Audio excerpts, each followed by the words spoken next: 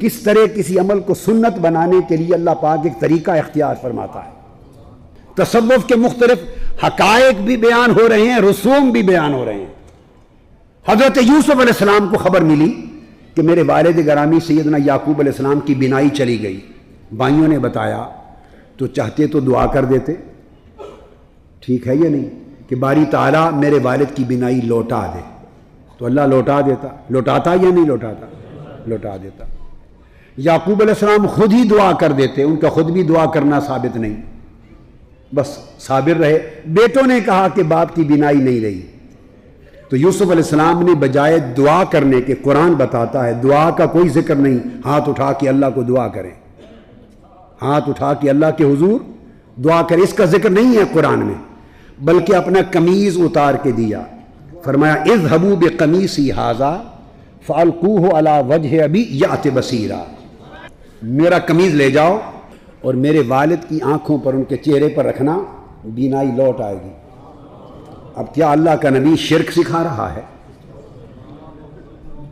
اپنا قمیض بھیج رہا ہے کہ میرا قمیض لے جاؤ، میرے والد کے چہرے پر رکھنا، بینائی لوٹ آئے گی۔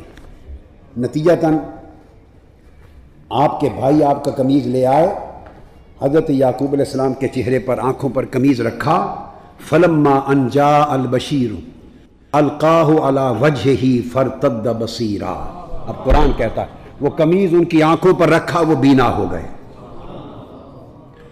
اگر دو ہی طریقے ممکن تھے، دعا بھی کر سکتے تھے مگر دعا نہیں کی، اگر دعا کرتے تو یہ وہ متداول طریقہ ہے کہ ہر نبی کرتا رہا ہے، اس سے کوئی نیا حکم ثابت نہ ہوتا، ہر کوئی دعا کرتا ہے، دعا کا حکم تو عین متداول طریق ہے، تو دعا نہیں کی، ایک نیا طریقہ سمجھایا کہ میرا قمیض جا کے میرے باپ کی آنکھوں پر رکھنا، اور قمیض کے صدقے سے بینائی لوٹ آئے گی۔ اب توسل کا طریقہ اپنایا، دعا کا نہیں، قمیض بھیجا، قمیض وسیلہ بنا، بینائی لوٹ آئی۔ اور کیوں بھیجا؟ اس لیے تاکہ نبی جب بھیجے گا تو توسل کے لیے قمیض بھیجنا، توسل وسیلہ کروانا بھی سنت بن جائے، اور نبی کے قمیض سے وسیلہ کرنا بھی سنت بن جائے، وسیلہ کرنے والا بھی سنت پہ عمل کرے، اور جس کا وسیلہ کیا جا رہا ہے وہ بھی سنت پہ عامل ہو۔ سب سے پہلے نئی ویڈیوز کو حاصل کرنے کے لیے شیخ الاسلام ڈاکٹر محمد طاہر القادری کے آفیشیل یوٹیوب چینل کو سبسکرائب کریں اور بیل آئیکن کلک کریں۔